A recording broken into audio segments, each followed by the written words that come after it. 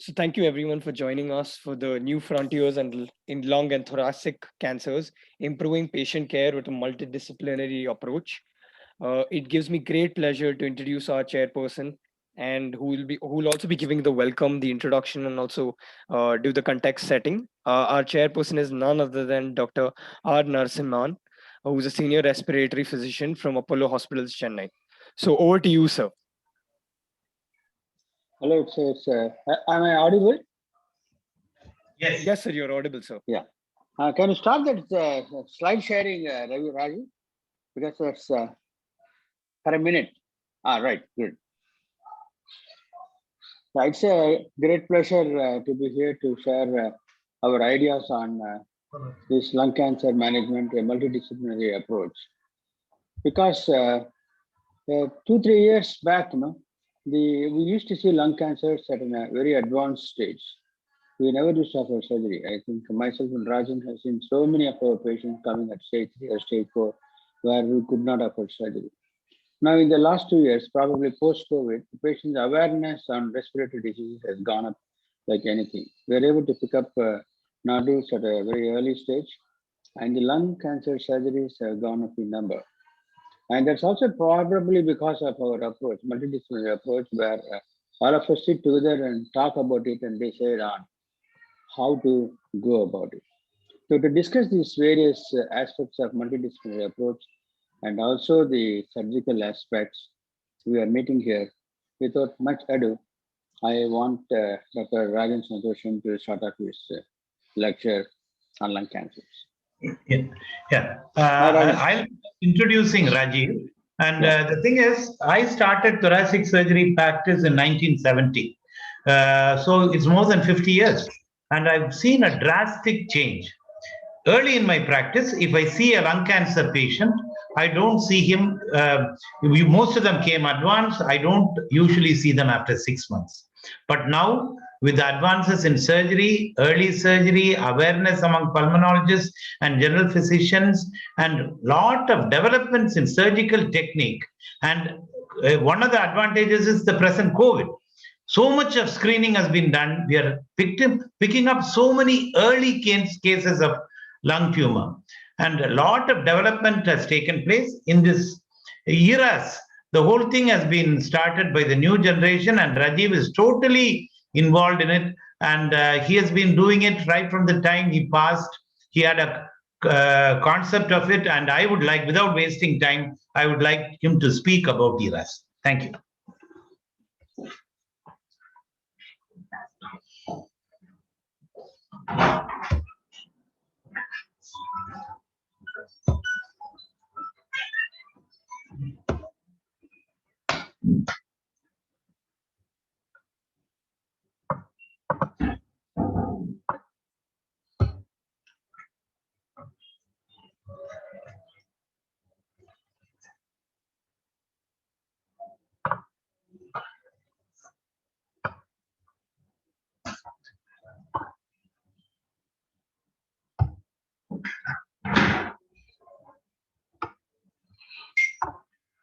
Good evening, everybody. I'm Dr. Rajiv Santosham, and I'm a thoracic surgeon. And I'd like to talk to you about a topic, enhanced recovery after surgery, which is a very interesting topic because with just a change in mindset and a few adjustments here and there, our outcome becomes so different and much better. So, enhanced recovery after surgery, or ERAS, is a concept that was introduced in 1997 by Dr. Henrik Kerler. It is a strategy that seeks to reduce patients' perioperative stress response, thereby reducing potential complications, decreasing hospital length of stay, and enabling patients to return more quickly to their baseline functional status. It was primarily intended for patients undergoing elective colorectal surgery. Later, it has spread to other surgical specialties, including thoracic surgery. ERAS, or fast track, was derived for the need to minimize hospital length of stay and reduce hospital costs. But we should realize it is not just to reduce cost, but to improve patients' outcome and suffering.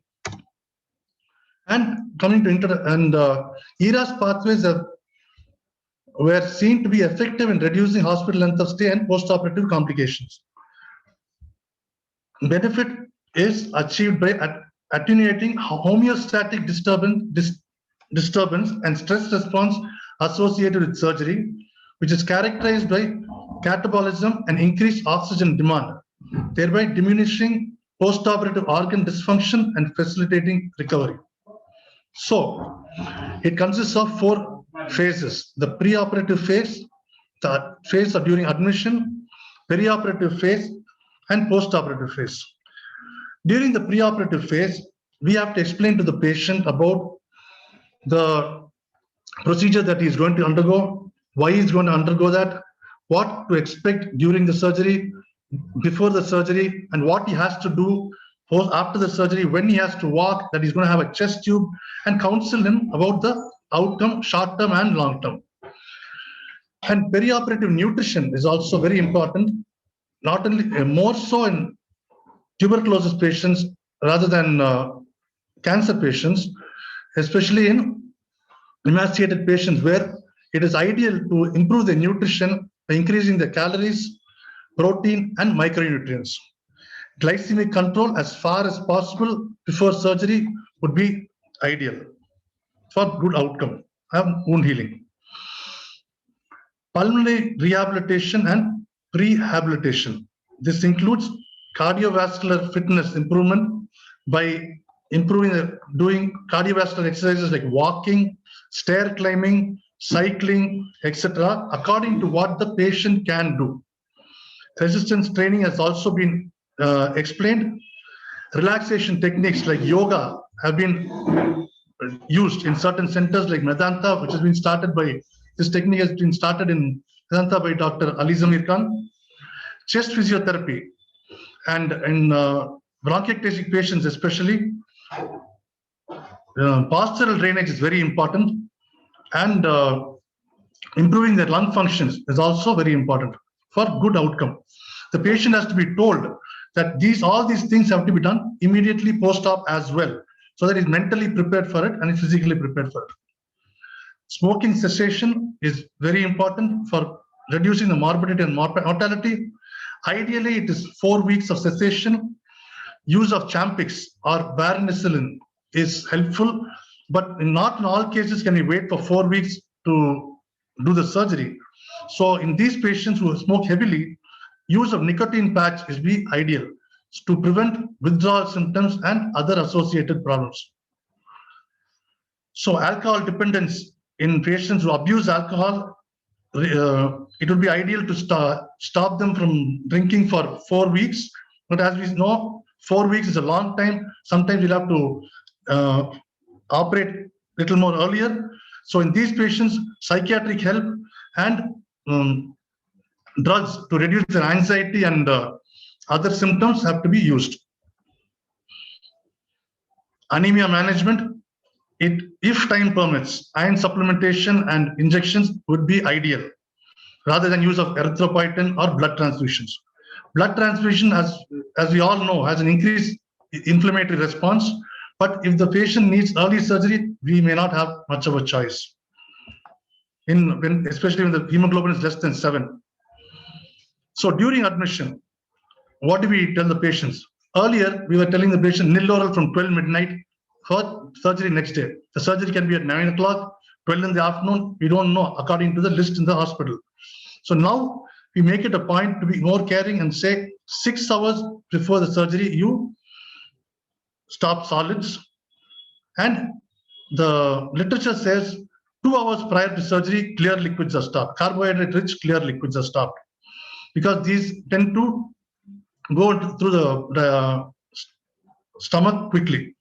But we are more conservative, and we give 3 hours prior, and we give 90 to 100 grams of high molecular weight carbohydrate and 400 ml of water. In diabetics, we prefer tender coconut water, and we monitor the blood sugar side by side.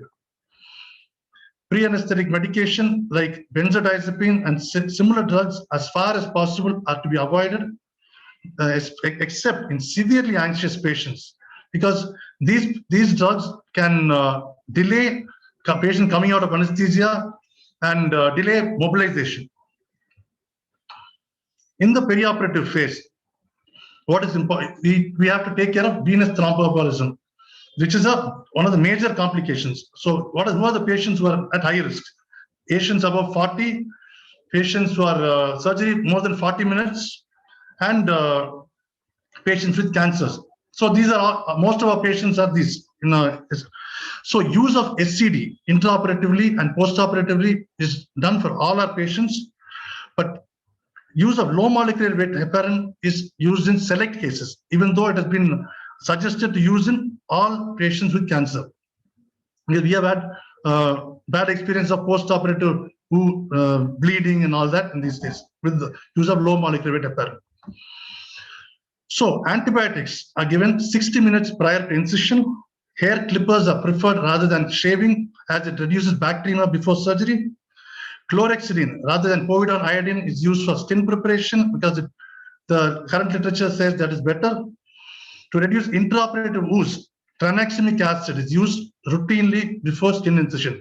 This is not in the guidelines, but this is done in many centers, in few centers, and it is safe, and we use it. And in especially VATS procedures where the hilar dissection is much better with tranexamic acid because ooze is much less. So we have to prevent intraoperative hypothermia by using warming blankets, and nasopharyngeal probes are of immense use. So coming to anesthetic protocol, predominant use of IV anesthetic agents rather than inhalation agents helps the patient to recover bright after surgery, because their effects just, especially propofol, the effect just goes off quickly. One lung ventilation strategies include maintaining the FiO2 as low as possible to avoid absorption atelectasis and worsening shunt. Keep just above the low inflection point so that it's not too much. Tidal volume of 5 to 6 ml per kg. Peak inspiratory pressure less than 35 centimeters of water should be maintained always. Respiratory rate 10 to 18 per minute. Inspiratory to expiratory rate ratio is 1:2 to 1:3. And permissive hypercapnia is maintained so that the patient breathes eventually. And preferential use of pressure limiting ventilatory modes are important so that to prevent barotrauma. So preemptive analgesia, this goes a long way in especially early pain relief rather than prolonged pain relief. Use of IG paracetamol, NSAIDs, we don't use that much, even though it's because especially in diabetics, hypertensives, and older age group. Otherwise, we could use some. Use of fentanyl is our opiate of choice. We have a local anesthetic cocktail that we use at the skin incision, and after opening the chest, we even in thoracotomies and in VATS, we use this. Our cocktail is made of fentanyl 100 mics, methylprednisolone 40, ketorolac 30 mg, ropivacaine 0.75%, 1 ampere, and lignocaine with adrenaline 1 ampere, 1 vial. Here you can see that before incision, they're infiltrating the chest wall and up to the skin. You go from inside out, and then we infiltrate the whole length of the VATS port. This is true even for thoracotomies. We also infiltrate the whole length of the incision. Then once we go into the chest, we put the camera, and under vision, we infiltrate one level above, level of the incision, and the level below in VATS, and in thoracotomies, 2 level above, 2 level below. So recommendation is paravertebral block rather than epidural anesthesia, but we don't use either of this. Our blocks work for about 16 hours. So after that, our analgesics, which is one NSAID, one opiate, and low dose opiate, and paracetamol works wonders. So post-operative nausea and vomiting control is done by, as we already said, avoidance of dehydration preoperatively, adequate carbohydrate loading, which we do by the use of carbolar or high molecular weight carbohydrate, use of preoperative glucocorticoids, either DEXA or methylprednisolone, use of Emised. So, and patient is to be kept euvolemic. We don't dehydrate or overhydrate the patient. Preferred crystalloid of choice, 0.9% saline. So as we know,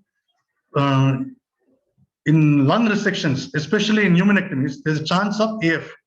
So the patients who are already on beta blockers or amiodarone, you have to continue it perioperatively. And electrolyte balance is very important, especially potassium and magnesium to prevent AF. So, surgical technique of choice is minimally invasive technique. Our minimally invasive technique is a uniportal valves, but use of 2-port, 3-port, or robotics are all encouraged.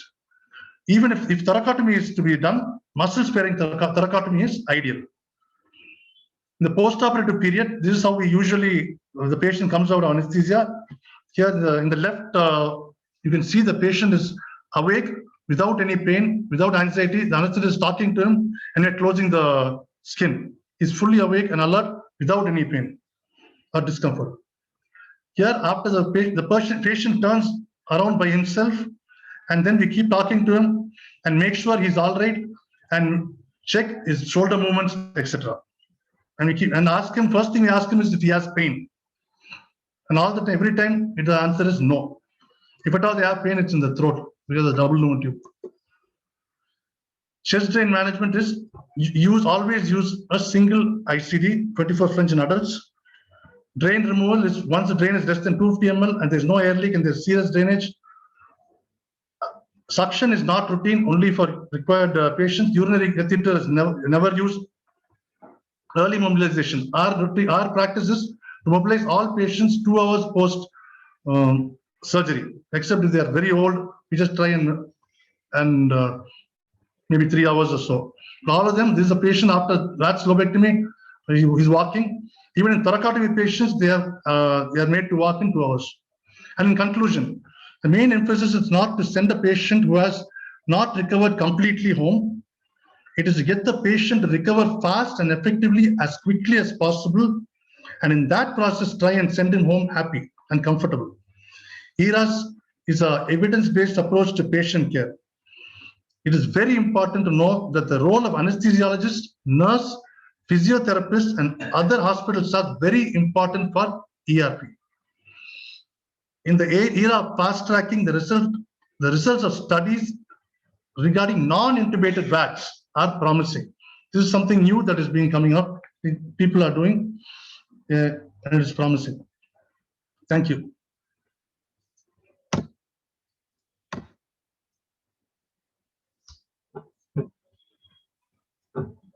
Hello, thank you, Rajiv. That was a very lucid talk on the enhanced recovery of the surgery. I think the questions will be there in the panel discussion, that's what I presume. And now we go on to new paradigms in the management of resectable early lung cancer by Dr. Anjana Joel.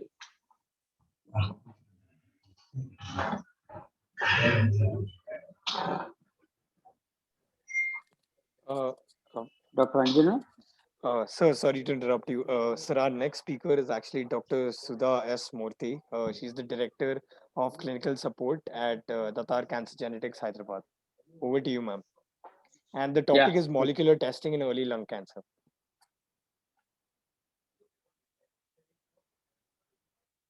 Sudha S. Murthy, okay.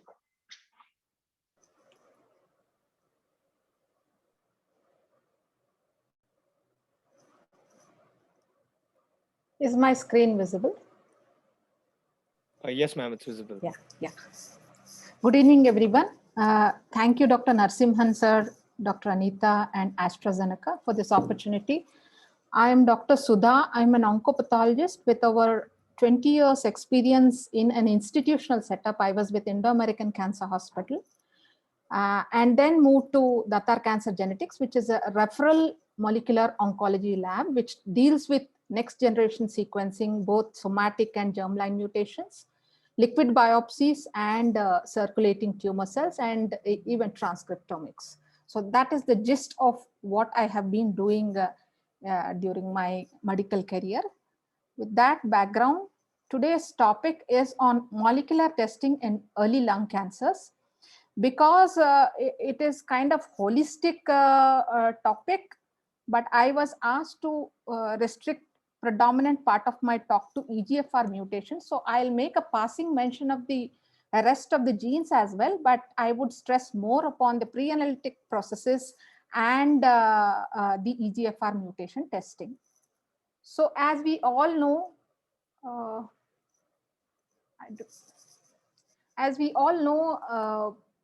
the laboratory workup of, can you remove this please?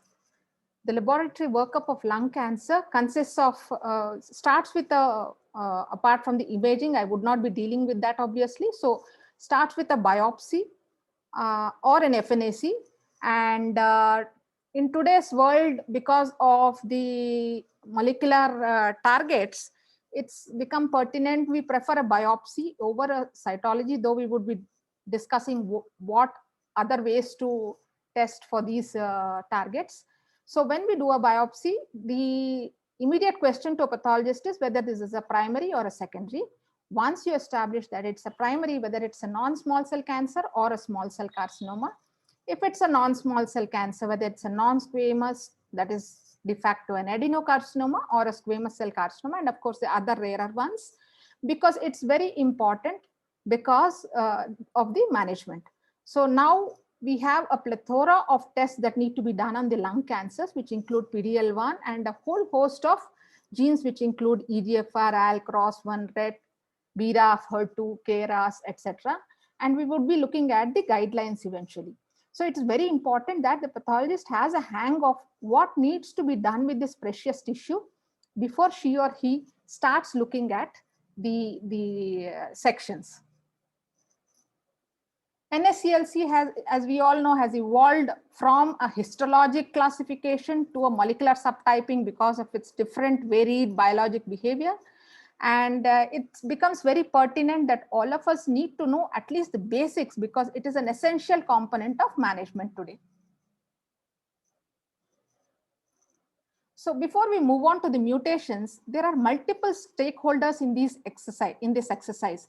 We know that the surgeons, the medical oncologists, the pulmonologists, the physicians, the pathologists, radiologists, molecular biologists, and the bioinformaticians, and most importantly, the patients, are all the important stakeholders in this process. So for effective diagnosis and management, all these stakeholders are important in the cycle, and therefore good communication channels need to be established for this purpose. So what are the pre-analytic processes that we are looking for testing? Tissue, of course, we know that it is the gold standard. However, quality of the tissue and quantity of tumor content is very critical for successful biomarker testing. And this is where the pathologist and the histotechnicians and the radiologists, the radiology technologists, all of them play a very important role. And it is not just about giving a very fancy kind of molecular report to the patient. What are the different types of samples that we encounter? One is we get the small biopsies, the limited biopsies. We get the resection specimen, which sir had just alluded to, of lung. And then we also have this FNAC smears, which we make cell blocks out of which we make cell blocks. And of course, the cytospun material. Then we also get EBUS guided cytology material from the pulmonologists. We have pleural fluids, and of course, the plasma for liquid biopsy. So these are the different samples that I have alluded to. Obviously, tumor or the biopsy is the most preferred sample because one simple reason is that cytology, you are not sure whether you are looking at tumor cells or you're looking at the background cells. And that is why the cell block has been made and has been identified as an alternative option. And but nevertheless, tumor biopsy or FFP sample from the biopsy is considered the best one if you have to do it on the tumor. And plasma, when it is not feasible. We'll look at those situations later on.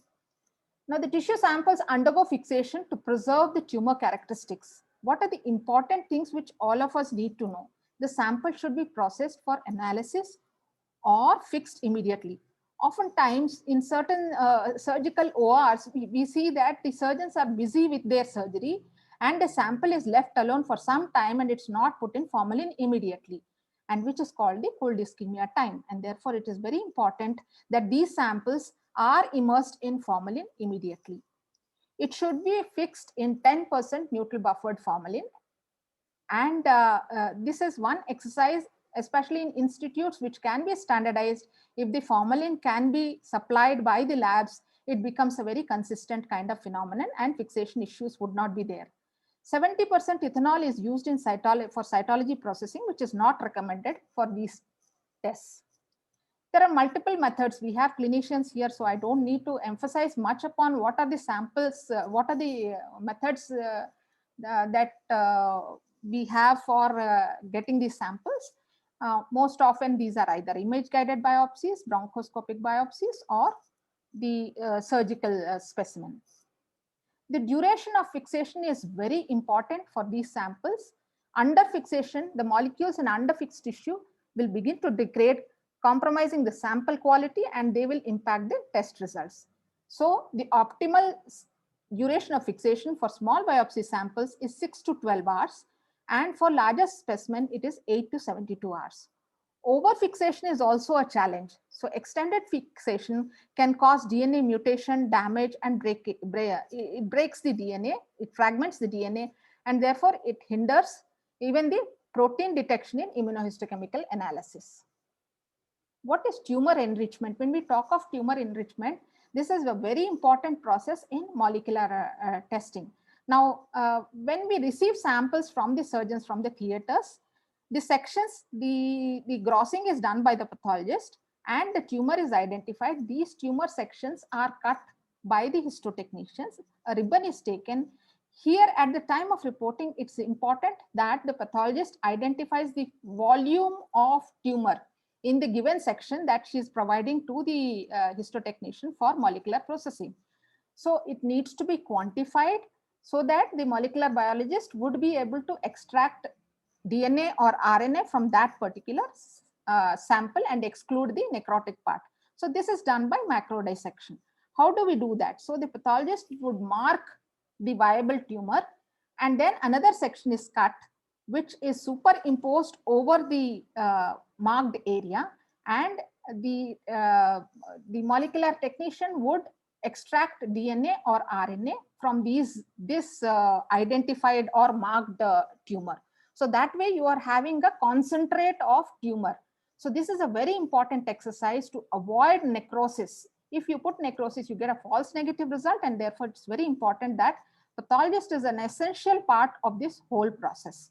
And this challenge is several times encountered when people go for molecular testing without the section being seen by a pathologist, and eventually you see that it's a negative result, which is a false negative result because of necrosis. So these are the simple things.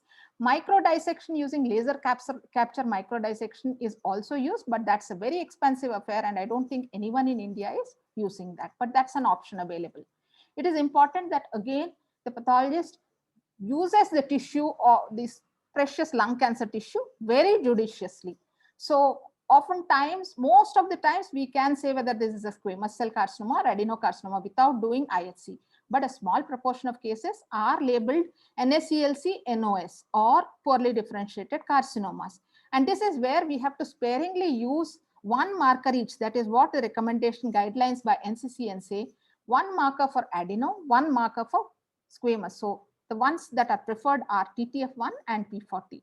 Mind you, it is very important for the pathologist to be cognizant of the fact that this could be a metastasis from elsewhere. So it is important to correlate with the clinical details. So this is the cycle through which it goes. Again, I tell you, surgical section or open biopsy tissue is collected, immediately placed into neutral buffered formalin, 10%, embedded into paraffin block. The sections are cut, and these sections are given to the molecular biologist for extraction of DNA or RNA, and parallelly HND staining is and IHC if necessary for PDL1, and the IHC testing is done. operational excellence in lung cancer is most important, and every pathology lab needs to follow this. The fewer times this paraffin embedded material is placed on a microtome, the more will be the tissue spared for molecular downstream molecular analysis, which is the most important aspect for medical management or the therapeutic management of the patient, of a lung cancer patient. And therefore, the biomarker prioritization is important. The other thing is that we have to use paraffin bags which does not have impurities. And this is where the pathologists have to push their management to buy good quality paraffin bags so that that material is adequate or good for molecular testing, which is mandatory now. So it is important to plan, plan, and plan. So the revised NCCN guidelines, they have come up with very stringent criteria. The molecular evaluation needs to be done in a lab that is properly accredited. It says minimum of CLIA accreditation, but in our country, it is NABL accredited. Understanding the methodologies that are utilized and major limitation of these methodologies, understanding the spectrum of alterations that are tested by a specific assay, and knowledge of whether a tumor sample is subjected to pathologic review and tumor enrichment, which we have just discussed. The other things are, what are the methodologies that are available? Now the new guidelines say that wherever feasible, you should go for a comprehensive genomic profiling, wherein you can look at multiple targets at one go. Whereas if you are doing single gene, as I told you, every time you cut a section, you lose that much of tissue. So wherever possible, it's not feasible always in our country, but wherever possible, we should be able to run a comprehensive genomic profiling so that you get all the answers to your targets and give the opportunity to the patient to have a therapeutic option. But where it is not feasible, the other technologies also have been recommended, which include the RT-PCRs for the EGFR mutation. And Sanger sequencing, of course, is becoming redundant. RT-PCR is what is preferred if you don't have an NGS, access to NGS. And we also have this point of care instruments, but they do not cover a large. We'll look at those limitations later on. For ALK, both IHC and FISH. Similarly for ROS, it is the FISH, but now with NGS, all these are covered in one go. With RNA sequencing, you cover all the fusions in one go. And that is why that is the preferred technology. These were the NCCN guidelines last year. So wherein traditionally we have known that patients were tested, had advanced non-squamous non-small cell lung cancers. The guidelines now call for testing patients with mixed histology. So even if you are seeing squamous in a small biopsy, it is important to do a molecular profiling, because you could be missing an additional component of adenocarcinoma, which is not included in the small biopsy that you have taken. In some cases, biomarkers are even available specifically for squamous histology. And we have seen the new data, which our medical oncology colleagues would be discussing on for the squamous markers as well. Now, what is more important, and this meeting has been called for, is last year it was thought to be some exciting data has emerged for resectable disease in early stage, particularly for patients with EGFR mutation. Now, this has been included as a guideline by the NCCN. So consider adding molecular testing for EGFR mutation to be performed on diagnostic biopsy or post-surgical resection samples. So even in the early stages, so that you can provide the benefit of adjuvant therapy if the patient tests positive for EGFR mutation. So this has been included.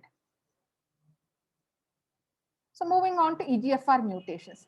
These are the global data, not our Asian or Indian data.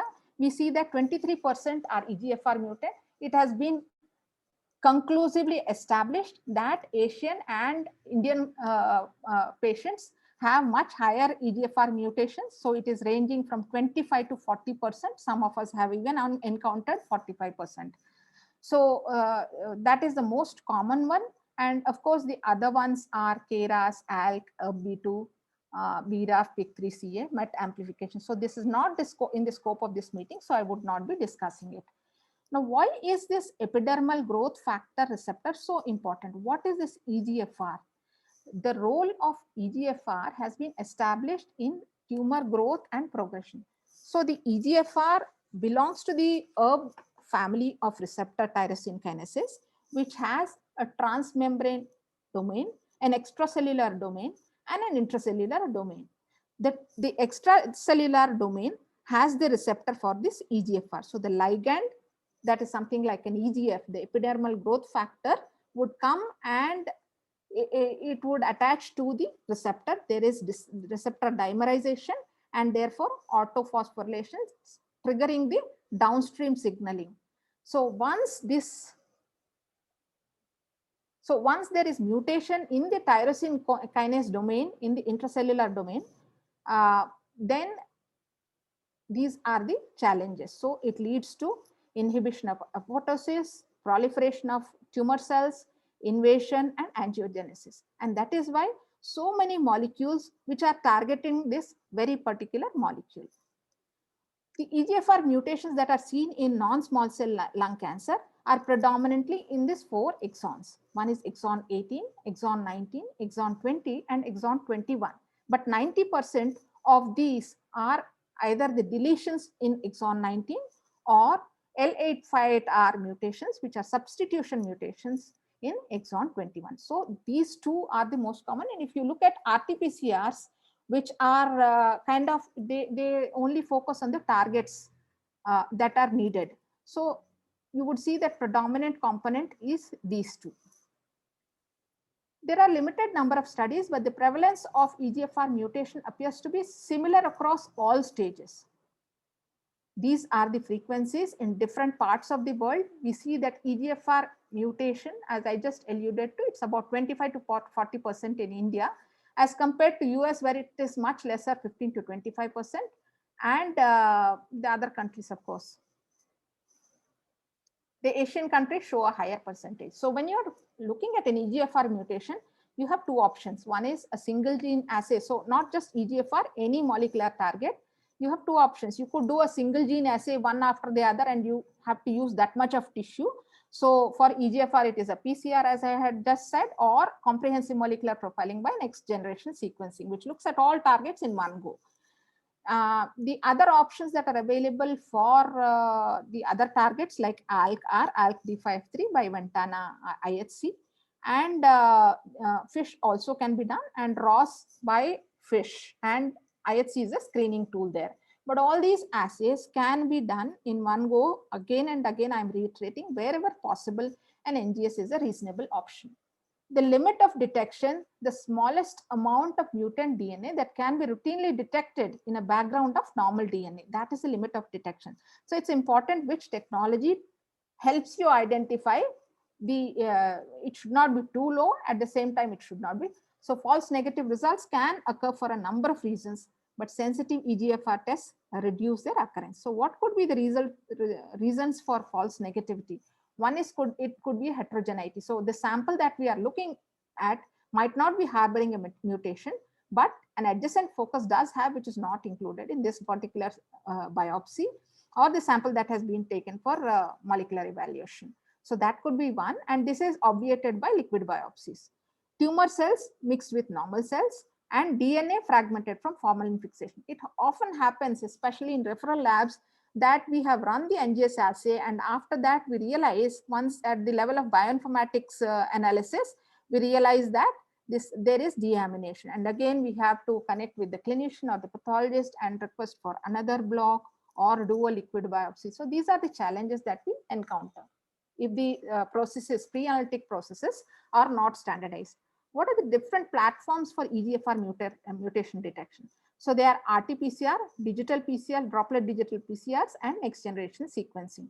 There are a host of platforms, but what is US FDA approved are the Roche, QIAGEN, and MYDX, which is Chinese FDA approved. These are the kits which are approved in the RT-PCR category, and they have their advantages and disadvantages. The PCRs do not give absolute quantification, and they detect only known targets. They do not look at others. So the patient loses a chance of receiving a targeted therapy when those rare mutations are not picked up. So that is where the NGS plays a bigger role. And droplet digital PCR gives absolute quantification, has high sensitivity, specificity, This also only detects known targeted mutations. So what we are asking, only those answers it will give. Whereas next gen sequencing, so you have Illumina and Thermo Fisher Ion Torrent, which has high throughput.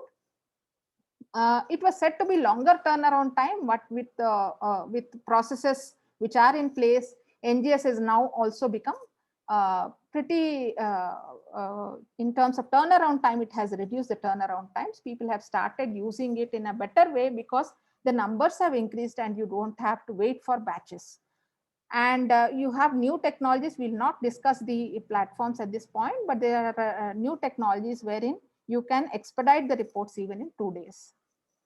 So this is the mutation interpretation. So it is said to be either detected or not detected. Positive or negative is not a right term as far as EGFR mutation is concerned, but we do get to see this kind because we as clinicians or doctors are used to this positive and negative. So when it is said it to be positive, there is an EGFR mutation which is detected. And when it is negative, it has not been detected. And we need to look at which of these mutation has been identified. So just to summarize, EGFR most common are exon 19, L858R, less common are others. And also it is important, EGFR T790 mutation is at the time of resistance. If you get to see T790 at primary diagnosis, NCCN states that genetic counseling and germline testing is needed. ALK, of course, the different technologies are IHC and FISH and NGS. Similarly, RET, ROS, MET, BRAF, NTRK, and KRAS. I won't go into these details. These are already there. All the NSCLC patients should undergo EGFR mutation testing. And most important, this has been stressed upon in the current guidelines, NCCN guidelines, that when you just do a DNA sequencing, the fusions might be missed out. So it is important that you do an RNA sequencing.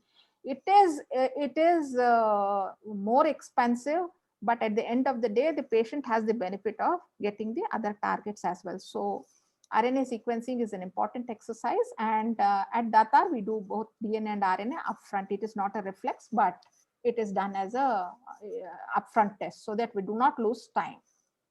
The other options are the liquid biopsies. So liquid biopsies, we all know circulating tumor cells and the circulating cell-free total nucleic acids. These are very, very important. And now CFTNA or liquid biopsies have now come into the guidelines. But mind you that when a liquid biopsy report is negative, it has to be followed up with a tumor testing for tumor molecular profiling, because only 80%, 75 to 80% are said to be concordant. So you might be missing out some mutation which is there in the tissue. So it has to be followed up. We have to remember. But when it is positive, it is positive. You can treat the patient with that. Circulating tumor cells, of course, malignant cells which are shed by the tumors into circulation. These are not yet part of the guideline. But at Datar, we have pioneered these, and we are working on different cancers. And even in lung cancers, the results are quite encouraging. In recent times, we have received the CE marking for a few of the CTC or true blood tests. But that's a very promising, and I'm sure this will be part of the guidelines in near future. Where is liquid biopsy used? When there is insufficient tumor tissue at diagnosis for testing of all biomarkers, at the time of disease progression, monitoring of response to therapy, and even in prognostication. CTCs, of course, they are being used across in the experimental phase, but we'll have to wait for the guidelines to come. Now, the most recent recommendations from ASCO, College of American Pathologists, and the National Institute for Health and Care Excellence suggest having two alternative methods to carry out a redundant molecular test if necessary. So if you are trying to look at EGFR, please do not do an IHC. It is totally, it should not. We still see some reports with EGFR IHC, even if it's not accessible, that is not a good test and it should not be followed. If sufficient expertise is available and if extended biomarker panel is to be tested, it is preferable to determine the EGFR mutation with targeted NGS panels, and cell blocks and other cytologic preparations tested in laboratories with experience are also suitable specimen. It depends on from where we are getting it. So the key takeaways in this talk are, as per guidelines, it's recommended wherever feasible to do a broad panel of molecular testing in NSCLC patients. Use RNA sequencing for fusion testing whenever required. Where a broad panel is not feasible, it could be affordability issues, it could be tissue issues, it could be various reasons. FDA approved EGFR single gene testing by RT-PCR is recommended both in advanced and early stages. To take an informed treatment decision, the patient may get EGFR mutation tested at diagnosis. Tumor tissue is the gold standard for successful EGFR mutation testing. However, where tumor is not available, liquid biopsy can be done and followed up with tumor testing if no EGFR mutations are identified or negative. Thank you so much for a patient hearing.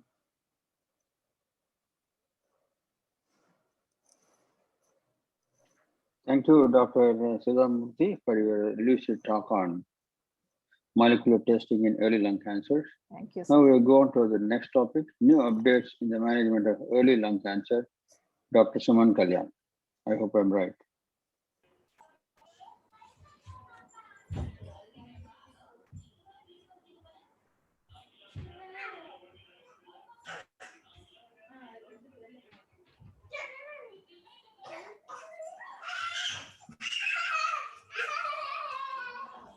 Good evening. Are you able to, is everyone able to see my slides? Yes, sir, we can see your slides. So good evening. I'll be discussing about a small update in early lung cancer management.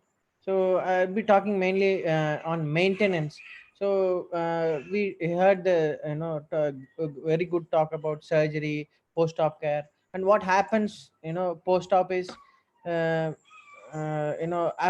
that for stage 1A patients we don't have to do anything. There is no need for adjuvant therapy. From stage 1B to stage 3A, these are the patients who require something extra, so that is adjuvant therapy. So adjuvant therapy generally consists of, as you know, chemotherapy. So any for any lung cancer patient, the drug of choice in adjuvant setting is a cisplatin or a carboplatin. Along with that, nowadays we add taxane. So these are the basic frameworks in which the adjuvant management of lung cancer is built upon. So what happens after you do a good surgery and then in fact give a chemotherapy also? So what happens to them is then they are on follow-up. So these people who are on follow-up, how many of them recur in the next 1 or 2 years is a shocking number. So 50 to 60% of people who are operable lung cancer, they do recur. So 50% is a very large number for patients who has undergone a cumbersome surgery, and then some people have undergone chemotherapy, but still they recur. And in lung cancer, the most important thing is once they recur, there is no treatment, there is no cure. So because most of them, they don't recur in the same place or even in the lungs. So 70 to 80% of recurrences are distal, most of them in the CNS. So CNS recurrence equals death. So this is where we stand in the field of recurrence.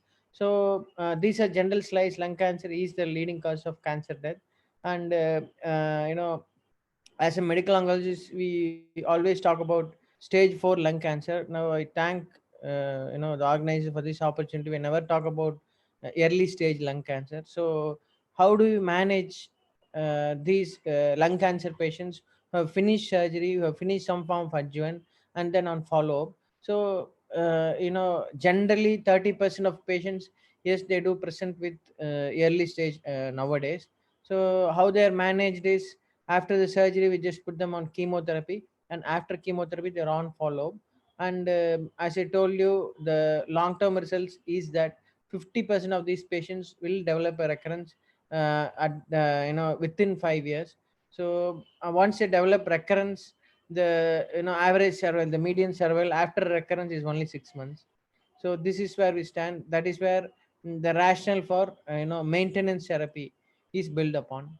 So now, as we all know that among all lung cancer patients, the most fortunate of them will have a targetable mutation.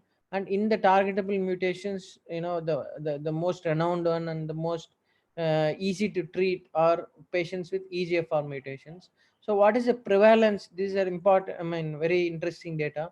So always when we talk about EGFR, it is always about stage 4 cancer.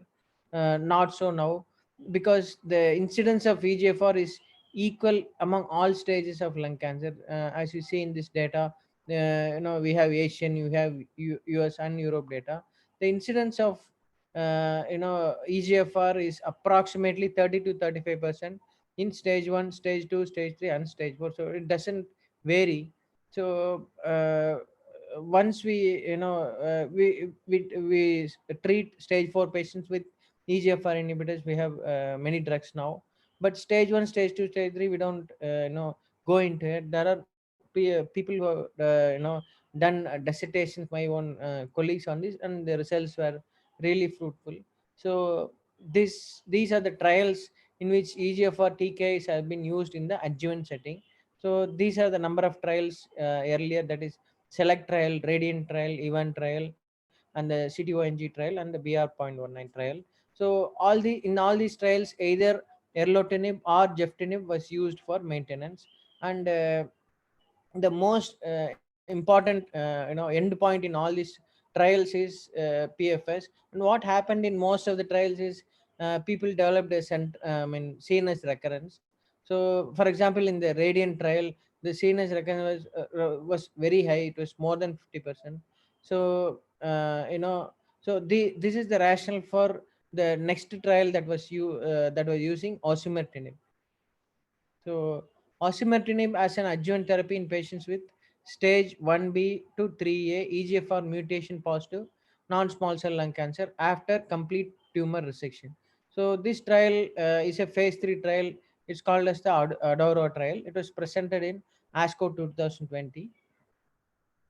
And as I told you, the inclusion criteria was patients who had lung cancer, who are EGFR positive, and in EGFR, more than 95% of mutation belongs in these two subgroups, that is exon 19 deletion and L858R. So these two were included in the trial. And post-op, these patients are randomized to receive osimertinib 80 milligram once daily in 1 arm. Then next arm received just a placebo, matched placebo, and then they're followed up. The endpoint that was measured was progression-free survival. That was the primary endpoint. And large number of patients across many countries participated in the trial. So these were the inclusion and exclusion criteria, which we already discussed. So baseline characters were equally matched in both the arms, the osimertinib and the placebo arm. So not going into the study, the endpoint after the study, it was seen that you can easily see that the curves never merged or crossed over. So there is a distinct difference if we see in the disease-free survival between these curves, that is osimertinib curve and the placebo curve. So this is a hallmark study because in the other studies which I showed you, the 6 number of studies, the results were not this significant. The rationale being, as I told you, the recurrence rates in lung cancer after you complete a surgery and adjuvant is mainly in the CNS. So already osimertinib is an established drug that crosses the blood-brain barrier better than any other EGFR drug. And already the drug is established for a mutation called T790M, which is the commonest mutation in recurrence. So the both the rationales fit to this, and also osimertinib has a lesser side effect profile. So that is why I think the results are very good. For example, if you see at end of 36 months, that is end of 3 years, the results between osimertinib and placebo is 80% versus 28%. It's a large number in any lung cancer study. So that is about PFS. This is about the subsets. In almost all the subsets, you see that the curve is shifting towards osimertinib. So despite the subvariate analysis, most of them favored from using an osimertinib in the maintenance phase. So how many years osimertinib was given in the trial was 3 years. So the maintenance phase prolonged to 3 years. So overall survival, though the study is not powered to see overall survival, there is some overall survival difference also. Though it is not, the study is not powered to measure overall survival, there is some overall survival difference with the study. The same slide that I presented initially, these were the other trials in the same setting: early stage lung cancer, post-op, put on EGFR TKI when they were EGFR positive. So all the trials, if you see, the main drawback was CNS recurrence. So that is why the results were not very significant compared to the ADAURA trial. So generally, adjuvant osimertinib is the first targeted agent in a global trial to show statistically significant and clinically meaningful improvements in DFS. Overall, there is 79% reduction in the risk of death. It is very significant number in any lung cancer trial. And in the trial, if you see at the end of 2 years, I told you it is 89% versus 53%. That is 36% difference when we use oral drug for maintenance. So of course, the side effect profile we know for osimertinib, it's it's tolerable. I'll tell later about this. And then the same as I keep on stressing this point, CNS recurrence. So that some single subvariate was again presented in ESMO 2020. And as I told you, one of the other significant trial is Radiant. In the Radiant, 37% of recurrence were with CNS involvement. And this drug, the rationale for the drug is that it already has an established role in preventing brain mets for a long time. So that also holds good for osimertinib. So this is again about the different types of disease recurrence. So recurrence, what is more important is where they recur. They recur in the CNS, it's difficult. They recur locally, then it becomes easy. So in this study, if you see in the osimertinib arm, majority of patients had recurrence only either locally or regionally. So again, they become operable or they become amenable to radiation. So that is why their survival curves were longer. So only 38% of patients having metastatic had CNS recur compared to 61% in the placebo arm. So yeah, these slides I'll skip off. So again, it's the same CNS. The disease-free survival, if you take only for CNS in the overall population, it's again significant, 98 versus 82%. The safety summary for osimertinib. Osimertinib is an oral drug. It is the most tolerant among all the other EGFR drugs, and the only side effects that concerns the treating physician is mainly these two, that is one second. So diarrhea is not very common in the trial itself. So this grade 1 or 2 interstitial lung disease and QTc prolongation were reported in previous studies with osimertinib. In the present ADAURA study, it was only 3% for interstitial lung disease and 7% QTc prolongation in the trial. Now, these are other trials in the early lung cancer to give EGFR TKIs in EGFR positive patients. All trials will have a fruitful result because EGFR is a driver mutation. It is present from it is a primary mutation that it starts developing during the lung cancer development itself, and it goes till the end. So once a patient is EGFR positive, there will be EGFR positive throughout.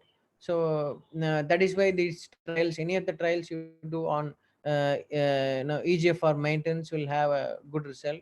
And especially when they do with drug like osimertinib, which will prevent CNS recurrence and which acts on a resistant mutation, that is T790M, the results were good as we see in the ADAURA trial and another trial named the Alchemist trial. So generally, adjuvant treatment is the standard of care for patients with resectable stage 2-3 NSCLC, generally with or without, generally it is chemotherapy with or without radiotherapy. EGFR TKIs improves progression-free survival in an unresectable setting. And also, if you see in the current trial, EGFR TKIs showed improved DFS in many of the trials, but benefit in terms of overall survival is not very clear. The ADAURA trial, the current trial that we discussed, it was about adjuvant osimertinib, and the trial had exciting results in which these results were not the same in the previous trials with other drugs, the first generation drugs, namely geftinib or erlotinib. So the reduced risk of local and distant recurrence and improved CNS DFS reinforce adjuvant osimertinib as a highly effective practice-changing treatment for patients with early lung cancer who undergo surgery, and then they are put on maintenance.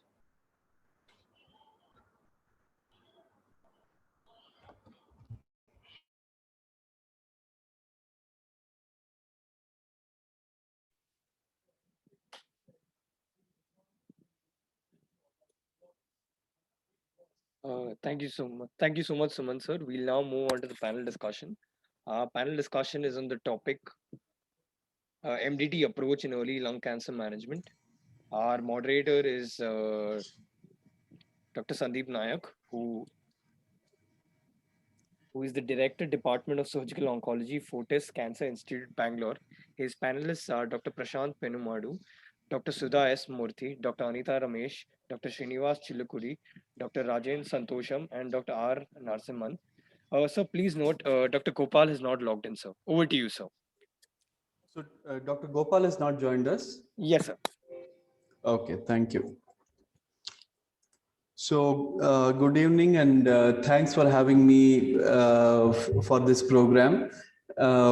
It's been a very interesting evening, and in fact, all the three presentations before me were very interesting, and I was watching through them and learned a lot of things. So, we will be discussing about the MDT approach to early lung cancers, which of course have become little more common than what it was earlier, because we used to see them very, very rarely. And to discuss this and to help me, understand this better, we have a distinguished panel with me. Dr. Rajan is there. He's sitting. Hello, sir.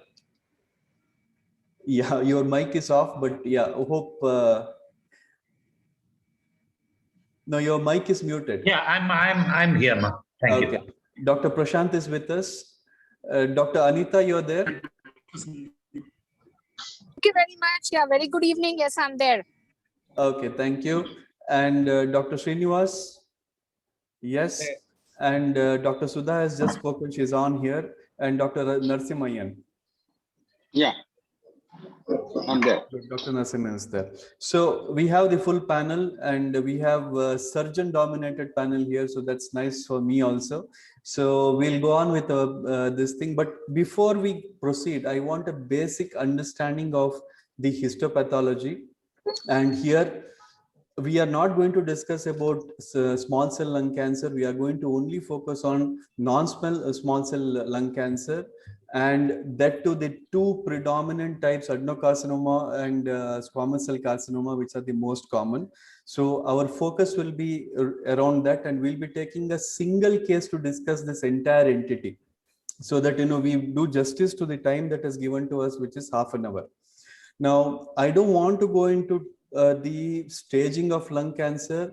This is the 8th AJCC 8th edition staging, and there have been some changes which have been brought about, and it has been made broader so that we understand the outcomes better, because we are, as we go on, we are understanding the disease better. And yeah, as you see, the T1 has been further classified just in order for us to understand them better as we go on.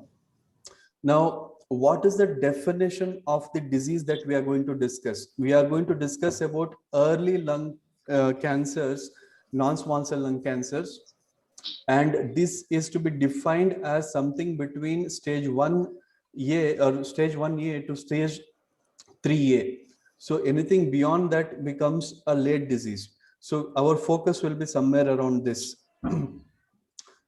So we will start with our case straight away without wasting much time.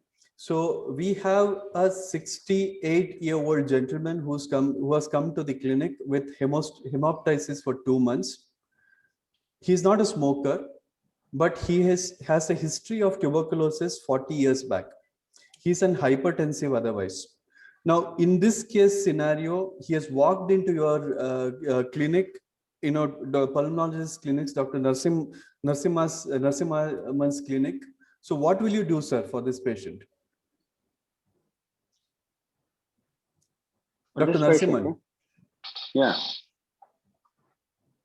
No, What after will you the do for this appropriate, patient? after an appropriate clinical examination, so what we will be doing is the preliminary investigation of a chest X-ray, and if the chest X-ray shows some lesion, what we do in a corporate setup, I'm just telling you, the chest X-ray shows a lesion suggestive of say tumor or some lesion in the lung. Our next step would be to go for a CT scan of the chest, and preferably with a contrast CT if the patient is not asthmatic. So that we try to make a diagnosis fast and put him up for a multidisciplinary treatment. Okay. So, but in a setup like yours, do the patients come to you first, or such kind of patients end up with the surgeon or a medical oncologist? So what happens generally in practice? It happens both ways. Most of the times they see pulmonologists in a corporate setup, and we also have referrals from general physicians, consulting physicians also see, and also the medical oncologists, because the oncology is so popular now. Directly patients go there. From there, they are referred either for a bronchoscopy or for a EBUS or for a silicated biopsy. And some of them land in the thoracic surgeons too. That too, with a man like Rajan Santosham, who has so many years of experience, they'll go to him and he will guide them to the proper people. You go for a CT guided, you go for Rajan. So the referral is multi-pronged, the multi-specialty referrals for us. Yeah. And sometimes from ENT too, they go for a vocal cord distinct palsy, they land there and they find a lesion. They send the patients to pulmonologists. Yeah, so line of reference can be multiple. And I believe all the others also agree on this point that, the references can be from any directions. It's not that, pulmonologist only sees it. It can be various directions that the patient comes from, right? Okay. So now this patient, as Dr. Narasimhan told, has undergone a CT scan. I mean, it's just X-ray, minimal changes, but the symptoms persisted. So they wanted to investigate further. And this is what the finding was. There was a left upper lobe lesion of 2.2 into 1.4 centimeter, heterogeneously enhancing spiculated lesion. So now in this scenario, would this patient be going for further evaluation? What would be your choice of evaluation? If it is with the surgeon, say Dr. Prashant, you have seen this patient, your patient has come to you. What would you do with this patient? Yeah, the HRCT showing a spiculated lesion, which is highly suspicious of malignancy. The first thing would be, I would have preferred to got a contrast enhance, as Dr. Narasimhan sir rightly said, instead of going for HRCT followed by a contrast, because patient has hemoptysis in this patient. Right. Yeah. Contrast would also give us. If it was a contrast CECT, then it's okay. But even with this HRCT, if it's highly suspicious, I would definitely go for a biopsy, CT guided biopsy, depending on the location, peripheral or a central. If it is central, I would prefer, I would seek help from Narasimhan sir to do an endoscopy guided biopsy. Or if it's a peripheral lesion, definitely a CT guided biopsy, and then take it forward depending on the biopsy. Would a pulmonologist work it up differently, or how would you do this? Dr. Narasimhan. Yeah, I agree with the previous speaker. I would straight away push him for a bronchoscopy, and also, if possible, if there is a radiation. But more important than that would be, I would definitely ask for a contrast CT scan, because many times we pick up the nodes that are not picked up on the chest X-ray. Because X-ray chest is notorious for missing nodes. it gives a lot of information. If there are nodes, I would prefer to do EBUS guided lymph node biopsy so that I can do both diagnoses and staging in one procedure itself. I can plan for both. So see, this patient, came to us with this particular CT scan, but, putting it to the, when this patient is referred and comes with a biopsy, or we do a biopsy, what are the challenges that the pathologist faces? Dr. Sudha, your inputs on this, as a pathologist, what are the diagnostic challenges, when you get a sample? Because I know it's very difficult in a practice outside. Institutional practice is different, but in practice outside, very often the quality of specimens are very poor. So what is your take, and what is it that you want to say? Absolutely. So the challenge in an institutional setup is different, as you rightly pointed out, as compared to a referral lab. So here we have already standards set, and there is a communication between the teams, and we say that X course, whatever the hospital's policy is, this many course would be needed, but that does not happen. And the second thing is, the advantage when you are in institute is there's something called rapid on-site evaluation. That is especially for epinasis, wherein the pathologist would be able to immediately stain and say whether this is adequate or not, which cannot happen in case of a referral lab. So tissue becomes an issue. So that is one thing. And the second thing is, as Dr. Narasimhan had pointed out, if it is an inaccessible site, there is a chance that we get to see only necrosis after it comes to us. And then you cannot do anything worthwhile on that tissue. And then again, you have to revert to your clinician and say that there is a challenge with this tissue, which is not always accepted by the patient if you have to call him again for. So that is another challenge. The third challenge is that when we have diverse kind of processing of samples in different labs, it is different. So what happens is, especially in a referral lab setup, you get a kind of blocks which are not appropriately, or I would say suboptimally processed, and which becomes a challenge to do the molecular testing. And it is in the interest of the patient that you have to say that, no, I'm sorry, this is not, but it's not taken very positively always. So that is a challenge. Quite often, you will have to end up repeating samples. Absolutely.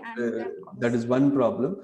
Yes, so it's always better that the patient goes to a center where it is possible to do, because expertise is very important in these cases. Absolutely. So this patient underwent a biopsy. It was an adenocarcinoma, lipidic pattern grade 1. So we went ahead and did a PET CT for this, because anyway we needed a good definition. We wanted a good contrast CT scan as well. So we combined the two, went ahead with a PET CT for this. So this is the scene in the, or this is what we saw in the PET CT. We had a small spiculated lesion, upper lobe, nothing, no other metastasis anywhere. There are no significant lymph nodes in the mediastinum. Now, under this scenario, what is the policy of mediastinal staging that we follow? So I would like my surgeons to comment on this. Dr. Rajan first. What would you do for this patient, sir?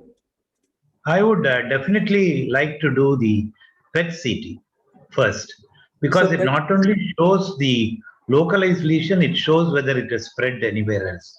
So a lot of options are already covered. After doing the PET, it's quite a peripheral lesion. Yes. So I would not do a bronchoscopy straight away, but I would like to, in this particular one clinical examination, I always like to do in any patient with scar carcinoma or bronchogenic carcinoma is looking at the neck. So many times we are able to pick up, that is the only relevant clinical investigation as of today for me. I just see that very carefully, and with that itself we are able to come. The bronchoscopy in this sitting, I would see there are no nodes anywhere. I would not like to waste this. This is a solitary scar carcinoma in the upper lobe, biopsy proved, and which needs surgery in any case. There are no obvious PET positive mediastinal nodes. And I would straight away take him for surgery. On the table, do a bronchoscopy, because you have to see the bronchus before you cut and suture. Either you see it or your colleague sees it, which is very, very important, as you all know. And I will not go to the EUS or mediastinoscopy in this particular case. I would straight away do a bronchoscopy on the table and remove it, and pick up all the nodes which are not likely to be positive in a peripheral situation. See, nowadays, after the advent of COVID, we are seeing a lot of lesions like this. Yeah. You know, when they are screened for COVID, they come with a small mediastinal bronchogenic carcinoma. They come with very early lung tumors, thymomas, and things like that. That is my comment in this case. So, Dr. Prashant, here actually I was supposed to put EBUS. So that is a mistake over there. Bronchoscopy on table is what Dr. Rajan is telling, which is a good practice always. So what is your take on this? Yeah, would you stage the mediastinum or not? Yeah, I completely agree with Rajan, sir. Specifically in a peripheral lesion less than 3 centimeters with PET not showing any lymph nodes or uptake is one of the only indication where mediastinal staging can be avoided. Exactly. But a word of caution, if the primary lesion does not have an uptake, especially in adenocarcinomas, and that too, those are of lipidic type, where the SUV is very low, like for example, 1.5, the likely chances of having a mediastinal nodal pickup is also very low with PET in nodes less than 1 centimeter. But however, it wouldn't change the management, so mediastinal staging can still be avoided in this group of patients. Yes. So, mediastinal staging is required for anything that is more than 3 centimeters. This is the, flow chart, which is from, European Society of Thoracic Surgery, wherein, anything more than 3 centimeters, a thorough mediastinal evaluation is required. Any case where there is a mediastinal nodal positivity on PET-CT, a thorough nodal evaluation is also required. Now, EBUS versus a mediastinoscopy is a choice which is there. Some people may prefer EBUS versus, mediastinoscopy, but mediastinoscopy would be definitely required if a PET detected lymph node, a suspicious lymph node, comes negative on EBUS. A mediastinoscopy and biopsy is required. So, but what are the challenges that the pulmonologist faces to get a good quality of tissue when they do, EBUS? What are the challenges, Dr. Narasimhan? Yeah. Before we make a little comment, I'd like to make 2 points on it. One is, with the CT scan that you had showed a lesion, the question came up whether you would need a bronch or a direct surgical options that you should explore. In this patient, now after the HR-CT test throws up a lesion suggestive of a malignancy, my choice would be for a PET-CT scan first rather than a bronchoscopy. That's what most of the medical, because I started going to Apollo Cancer Hospitals now. I find there's more advantageous and more sensible too. They do a PET first. Yeah. When they do a PET, they are able to identify 2 important points. One is, like Rajan said, you can identify if there is spread anywhere else, one. But more important than that, as a pulmonologist, when I'm trying to take a tissue out, it tells you where actually I can go and approach. Of course, I have an NVI which I can use it, but PET definitely tells us about the node is one, and number 2 is the where actually I can go and take the biopsies. So that's my take on that. Next, I come to the challenges of the pulmonologist. First and foremost is the pulmonologist should be very well equipped with all the equipment that are available, whether it is a first forceps or the forceps of the needle or the serrated needles or a NBI or the high definition. Whole set should be there. It is sometimes unfortunate that the bronchoscope is done, they'll identify the lesion, small bit bronchial mucosa are taken, and the patient is sent to a thoracic surgeon, and the surgeon repeats a bronch and other thing. That's one of the biggest challenges. So technique is very important. One has to learn the technique, number 1. Number 2 is from where to take the biopsies. So in that, I would prefer a needle biopsy of if I find an endobronchial lesion, I would prefer FNAC kind, that is a TBNA kind, the big blows there. I can put a TBNA needle inside and take the bite because the needle goes deeper inside the endobronchial mass and you get more tissue out of it, though it is on a smear. Unlike a biopsy where you won't take it, one bite itself, what happens? He bleeds and the procedure stops halfway. That's one of the challenges.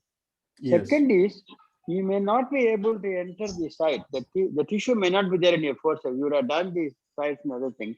There is always a 10% chance of a negative report, even in the best of bronchoscopies.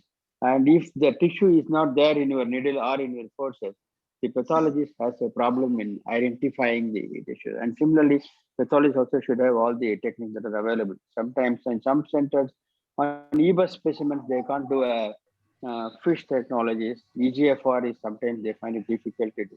So both, I think the patient has to go to a center where all the facilities are available. Everything is available in hand. That way the challenges can be met to some extent. Absolutely, absolutely. Tissue economy is very important. I think Dr. Sudha, you already answered this question, so I don't want to go into that. So we'll skip to the next one. So, the issues which, which are the accesses, if you really look at which nodes can be accessed in which way, in fact, the EBUS is very good when it comes to the upper nodes, but when it comes to EUS, it has an advantage when it goes, when the nodes are in level 5 and 6, it's easier to access the level 5 and 6 nodes by EUS. Cervical mediastinoscopy again is upper mediastinal, it is never for the lower. And if the lower nodes have to be targeted, it is the Chamberlain's technique, or we have to go with WATS. So this is what would be the picture, and these are the difficulties and the how to come over. So if a node is highly suspicious and repeated biopsies come negative, it is always better to go for a invasive technique like mediastinoscopy or WATS for identifying. In fact, more than WATS, it would be thoracoscopy biopsy. So that's what I would put it as. So in this particular scenario, now we have a very early small disease. What are the treatment options for this patient? We have, these are the three options which I could think of. I'll come to the surgeons later. I think I'll first put this question to the radiation oncologist, Dr. Srinivas. So if this patient is definitely an operable candidate, even I would prefer surgery in this particular situation. There is no doubt about it. And I would refer this patient to my surgical colleague, and maybe Dr. Rajan Santosham would be very happy to address this. So if this patient is not fit, medically inoperable patient, so what would you do for this patient?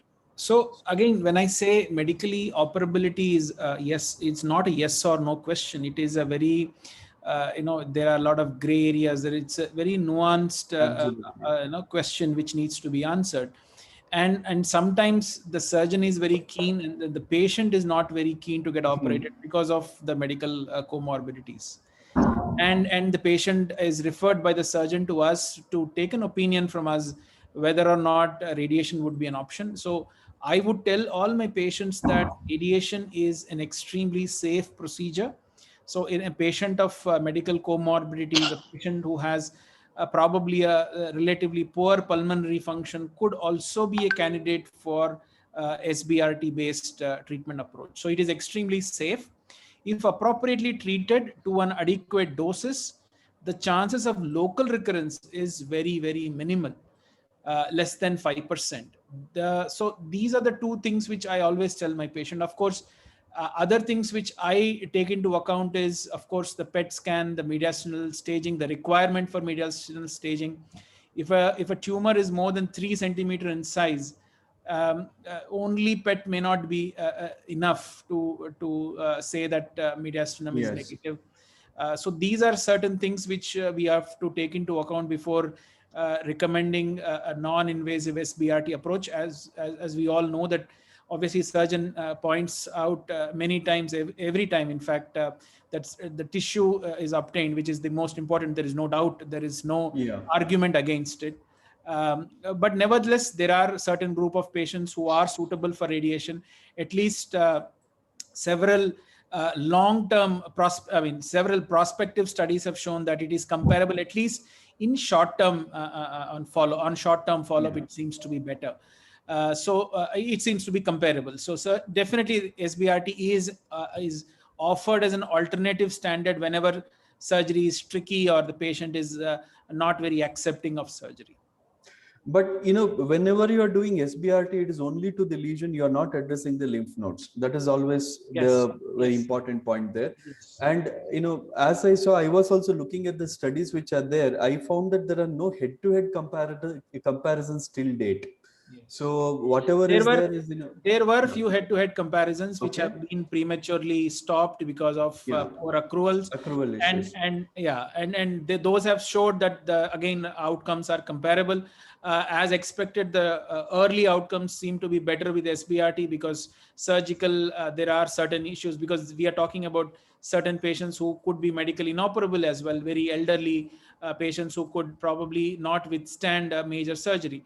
So, so there is a small blip in the early phase, but later on the curves absolutely merge with each other. So they are comparable, at least on a short-term follow-up, definitely.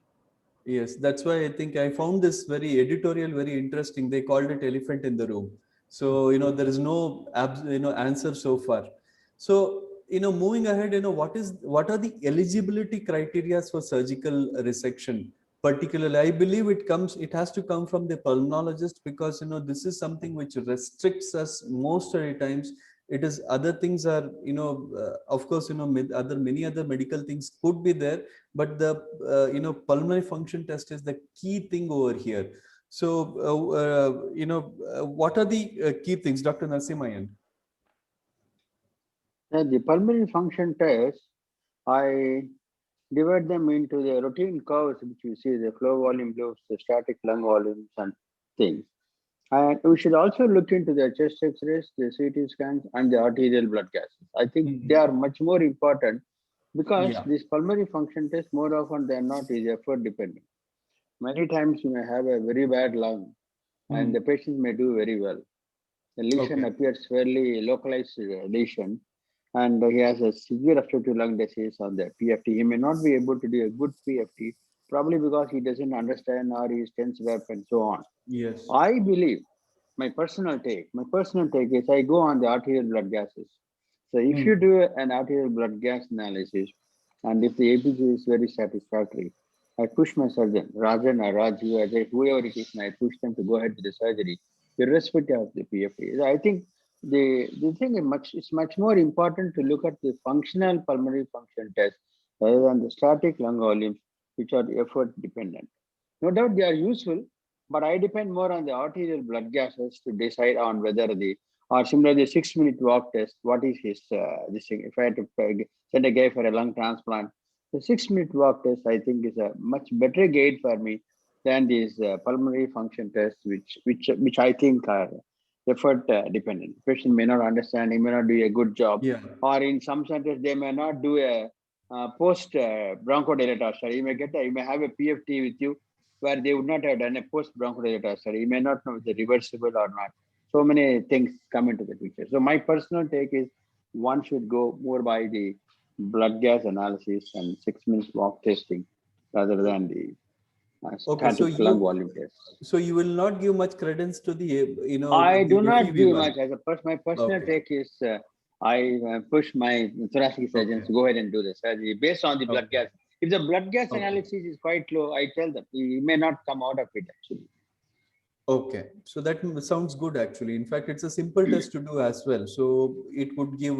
And what about the other tests like DLCO and all that? Would you? No, DLCO, if it is low, I think definitely he may not be a fit candidate. Say you have a patient who is severely emphysematous and who has a slightly elevated DLCO, it doesn't mean anything because he may not be fit. Or he has a reduced DLCO, ILD with a lung cancer, he may not be fit for a surgery at all, these patients.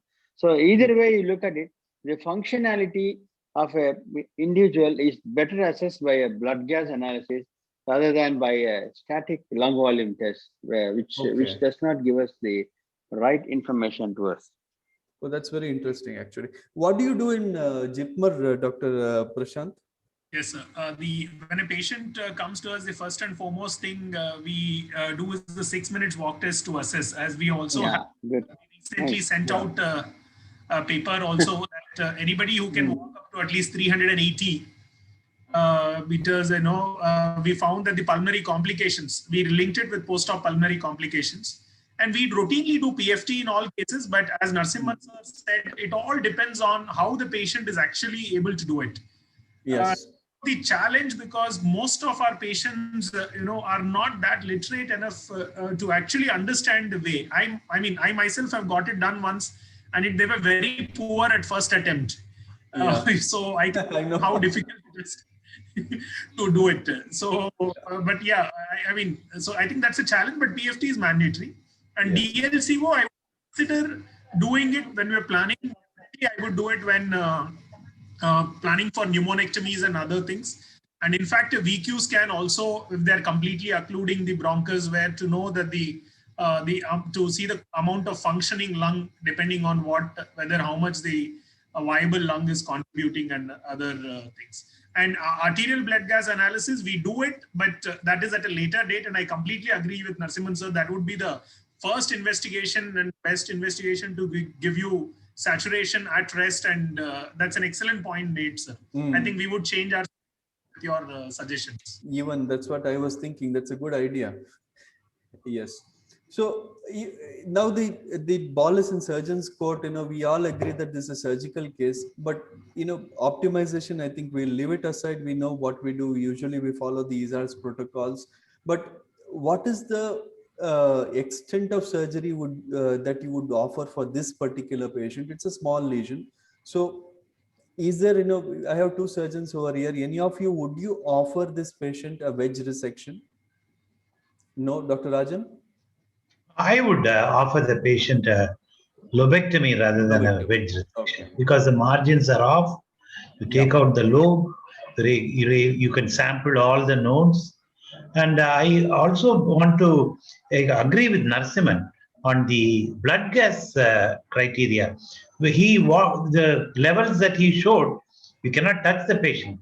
Overall, when you see the patient, it is a combination of age of the patient, the body build of the patient, whether it is very obese, the breath holding of the patient, the 6 minute walk test, and finally, the willingness of the patient to undergo surgery. All these are together to be added. There may be a patient who is a very good candidate for surgery, who for some reason doesn't want surgery. Yes. You do get cases. You can't coax them into it. You should tell you can offer it to them, and if they don't want it, you don't do it. It's as simple as that. And this is what you imbibe after seeing a large group of patients over a lifetime of thoracic surgery. When you comes and walks and sits in front of you, you know whether that guy, with his small test, can withstand surgery. And of course, Narasimhan hit it with a nail, saying the criteria of blood gas he gave, nobody will touch. Nobody will touch. Yes. See, that is ruled out. But other than that, it is all combination of other factors, which we have worked together for probably 30 years now. We have had a good combination, and things are changing. And now, another important thing is the trauma of surgery has come down. Absolutely. With the keyhole surgery, VATS, uniportal or multiportal.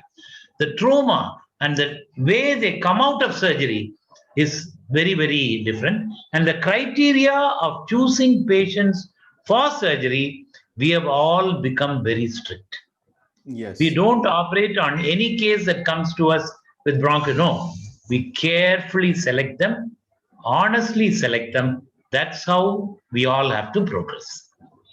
Right. So I think Dr. Rajan has put everything. And one more question you have asked: yes. Open, VATS, or robotic? Yes. The advantage of VATS over open is a smaller incision early. I personally feel there is no additional advantage of robotics in thoracic surgery, because what you can do in one incision where you can remove the lung and remove the lung and also pull it out through that one port. You don't have to go put 4 or 5 ports. You know, in certain disciplines like urology, it's very, very useful.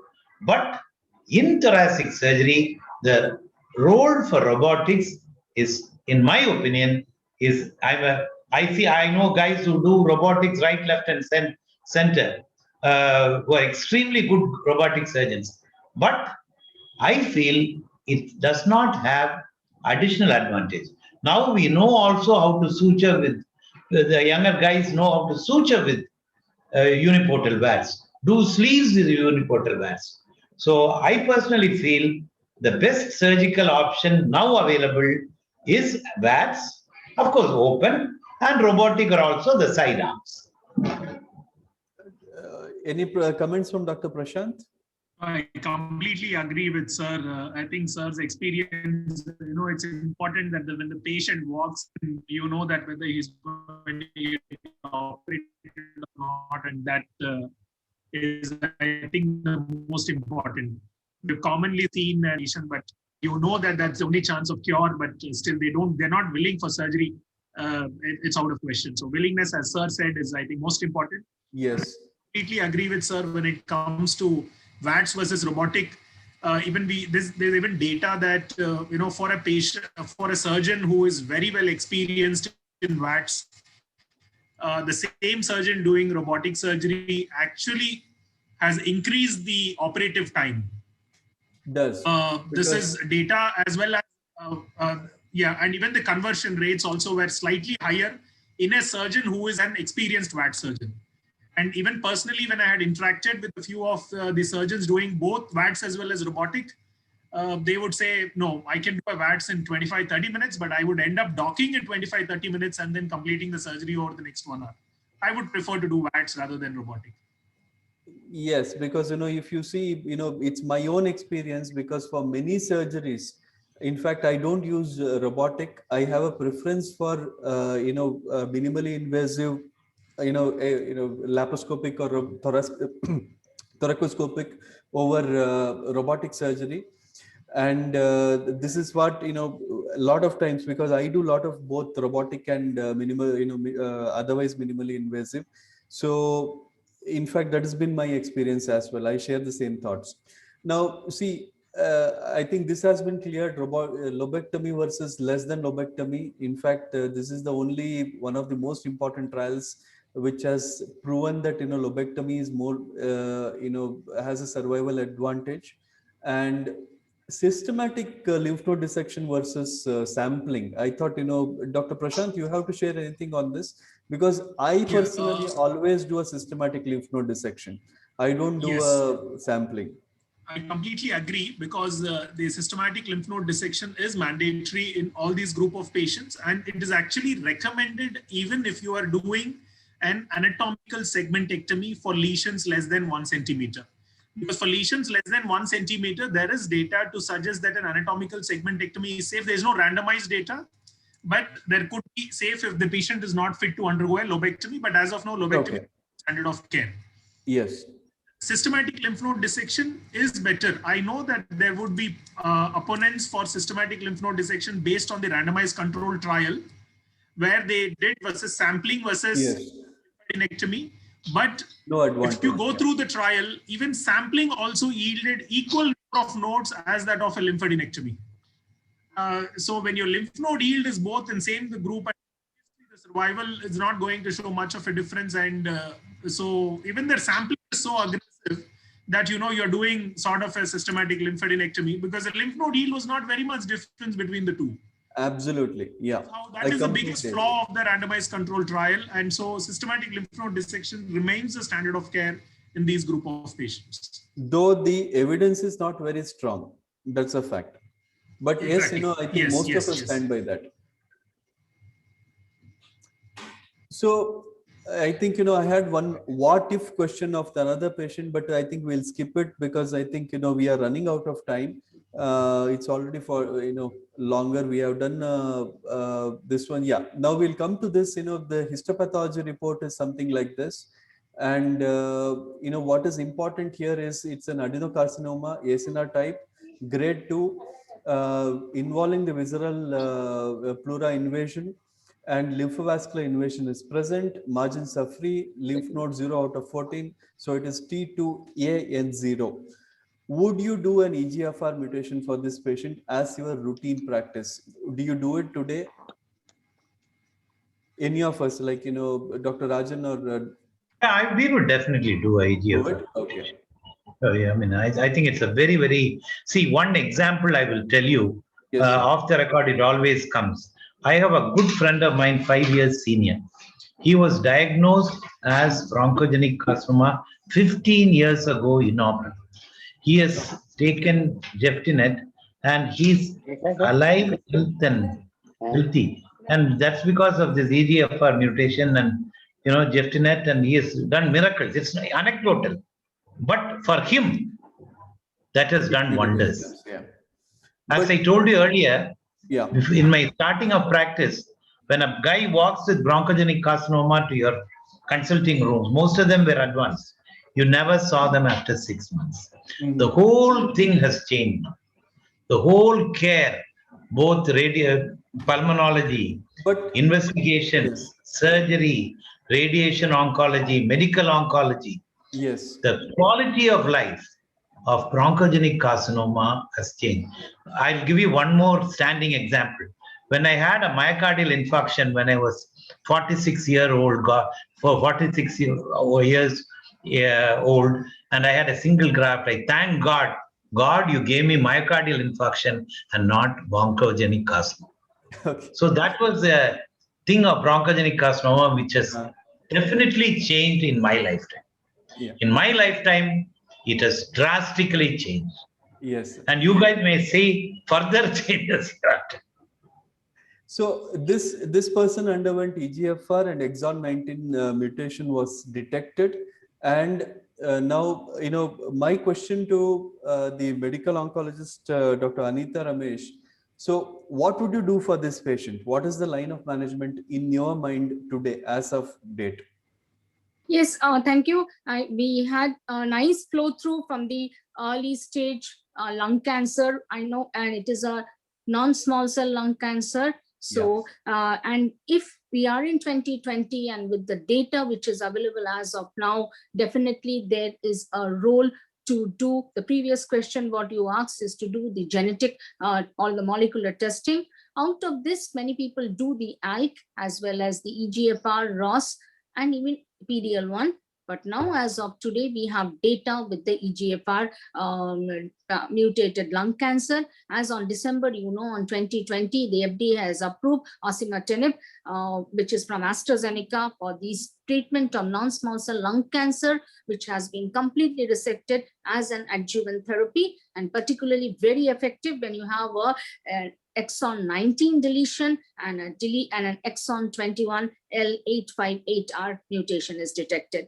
We have heard Dr. Suman presenting all these trial data, and such amazing results were not demonstrated earlier. There were studies with Jeftinib and Alatinib, but did not come into much conclusion. Though the data from here does give us a very good, very fine disease-free survival, but we are running a little short of the overall survival data. But then over a period of time in the future, the overall survival data will also be available. But as on today, with what is available, I would like to give osimertinib 80 milligrams per orally daily for these patients once they complete their surgery. And I would like to continue over a period of 3 years. Yeah, one issue is that I think the cost with this particular drug. Other than that, I think most of the people who are giving it are saying it's well tolerated. That's what I understood.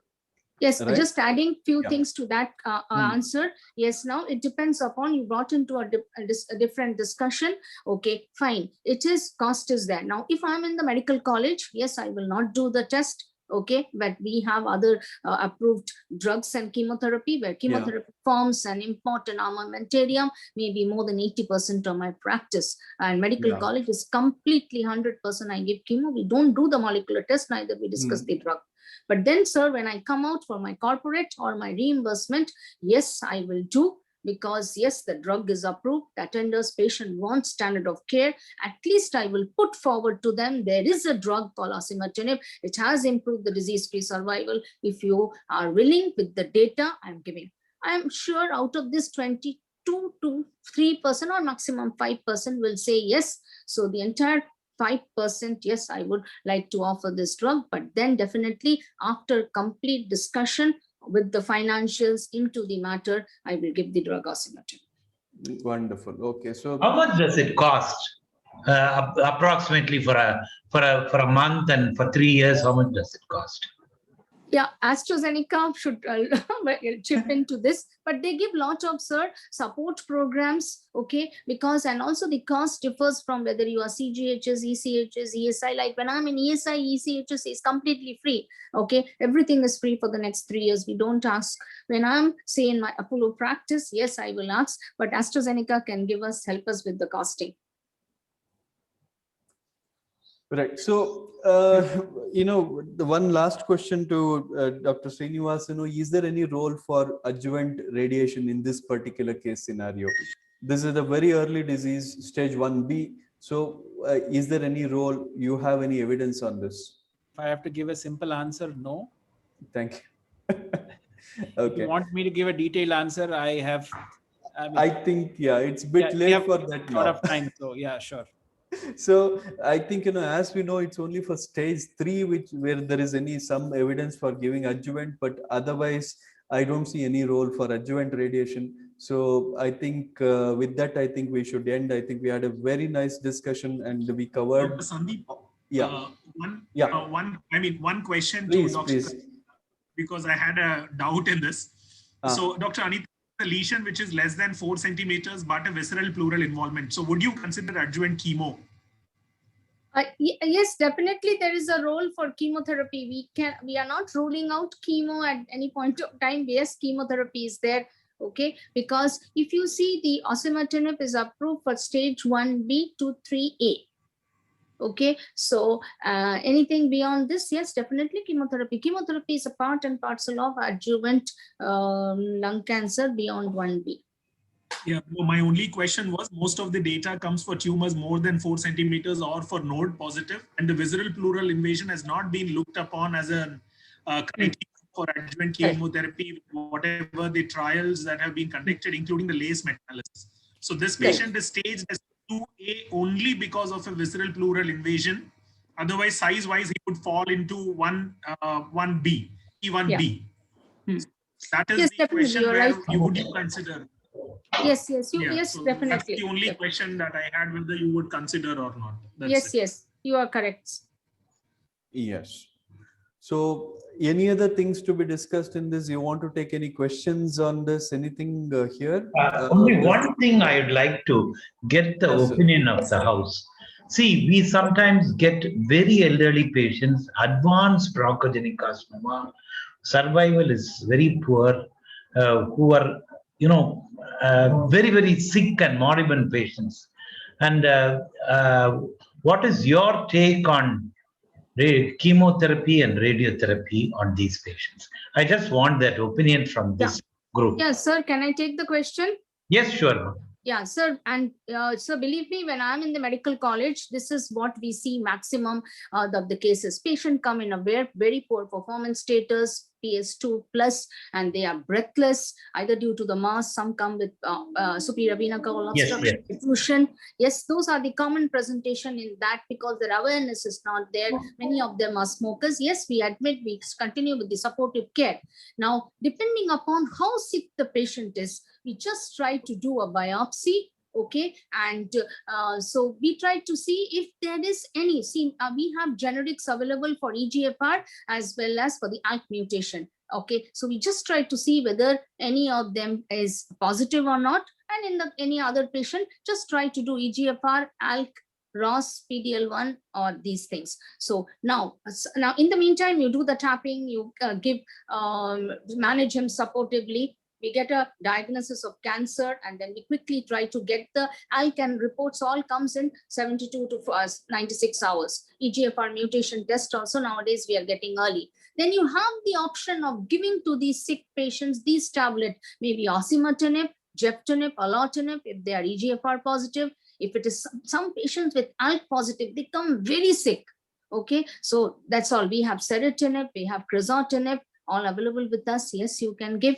Some of them ROS, again, the same drugs can be there.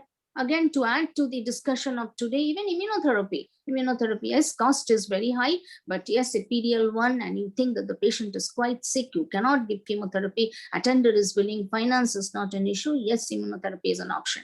So now the armamentarium has improved. Previously, we would have sent them home talking to the attenders, yes, you take him home, we cannot do more than this. But then now, yes, after supportive care, we have several things to offer.